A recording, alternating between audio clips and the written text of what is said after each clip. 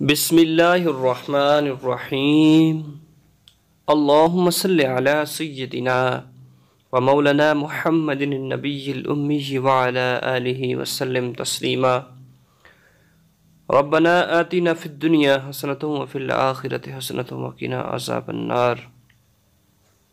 میرے مولا تیرا بندہ تیری توصیف و ثنا کرتا ہے، میرا ہر سانس میرے اللہ تیرا شکر ادا کرتا ہے۔ بڑا ندان ہے میرے اللہ تجھ کو دور سمجھنے والا، تو رغ و جان سے بھی قریب رہا کرتا ہے۔ وہ اللہ جو خالق کائنات ہے، پالنے والا ہے، رزق دینے والا ہے، اپنے بندے کی ہر دعا کو سننے والا ہے۔ ناظرین اکرام، آج میں آپ کی خدمت میں بد نظری کا علاج یہ وظیفہ لے کر حاضر ہوا ہوں۔ ضرور اس کو پورا دیکھیے گا، اگر اچھی لگے تو لائک بھی کیجیے گا اور صدقہ جاریہ سمجھ کر اپنے تمام دوستوں تک اس کو ضرور شیئر کیجیے گا۔ بد نظری ایک حقیقت ہے، یہ لگ سکتی ہے۔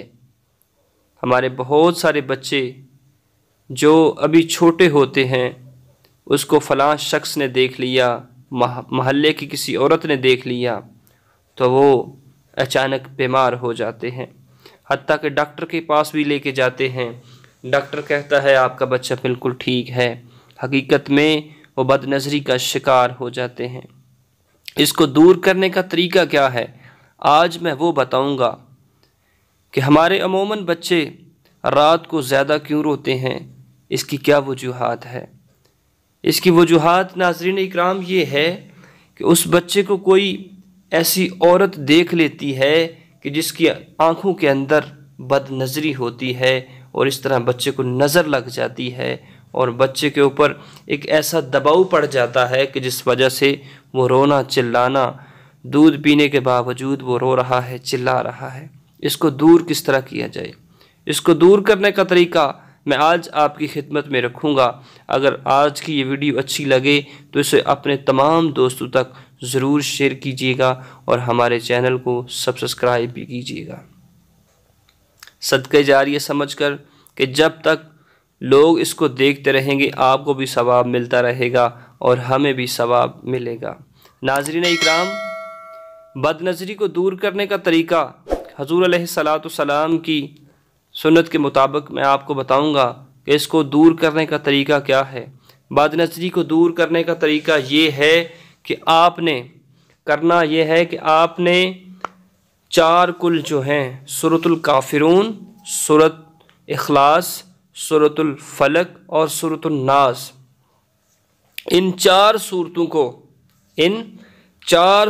کو آپ نے ایک دفعہ، پہلے آپ نے ایک دفعہ پڑھنا ہے، پھر آپ نے ایک دفعہ پڑھنا ہے، پھر آپ نے ایک دفعہ پڑھنا ہے، یعنی کہ 3 پھونکوں کے ساتھ آپ نے دم کر کے اس کے اوپر پھونکنا ہے بچے کے اوپر۔